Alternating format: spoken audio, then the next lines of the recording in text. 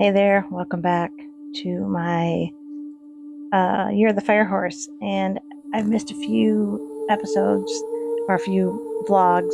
Um, anyway, you can follow me over on YouTube. That's where I'm doing most of these. But I decided to jump on here and do a little one, and then I'll post it over on YouTube also.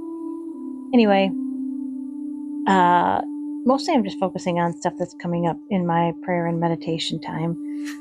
If you don't follow me, I have deconstructed my faith, left that former evangelical pastor, not anymore. And I've been particularly intrigued by the telepathy tapes. I think I talked about them once before. And there's a couple new episodes out. It's the episodes that talk about the spellers, so the non-speaking autistic people who are spellers. And so in other words, they communicate using a spelling board rather than their voice.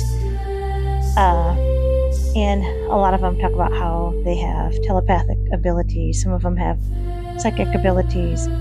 And it's like they're trapped inside their body, like their body doesn't cooperate, right?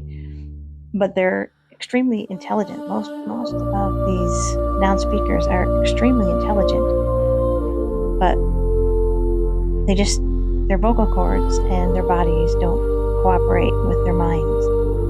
And it got me thinking more and more about ableism and how we have missed out on just so many contributions from people who don't communicate in traditional standards, right? Or ways that able-bodied people have decided is normal. So atypical communicators, and just how much that affects all of our lives. And as I've been listening to them more and more, it's given me some fresh perspective on spirituality. And one of the episodes today actually was interviewing Elizabeth Gilbert, which she's not one of my... I like Elizabeth Gilbert, but I don't know. The last couple of years, she's just gotten weird for me. But that's beside the point.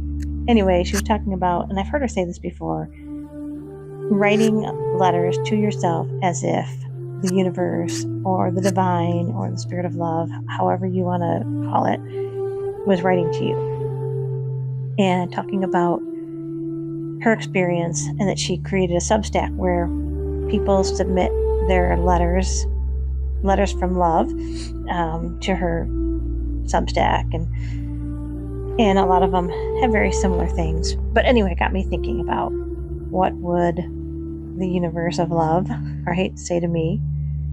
And it was very awakening, right? This, like, I felt like he said to me, or they said to me, I don't want to say he because whatever, that it's okay for me to be angry and to rage at the universe, and that they still love me and I'm still safe. And I think it was just so helpful. So now, whether it's the universe saying that to me or whether we want to attribute it to my subconscious, I don't know. But I feel like, yes, that was the universe or God or the divine saying to me, what I needed to hear from me in this season, right?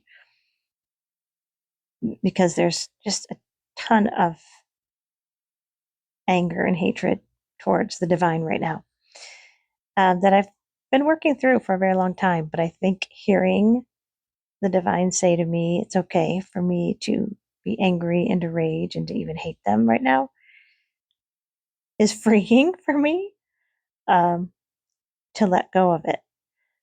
So I don't know, that's what's coming up for me. I'm not here to tell you what you should do or what the takeaway should be. I always had to have a takeaway, right? When I was an evangelical pastor, and you always had to, what was what's your so what, in your sermon. And you can come up with your own so what. I'm not going to tell you. Anyway, have a great day.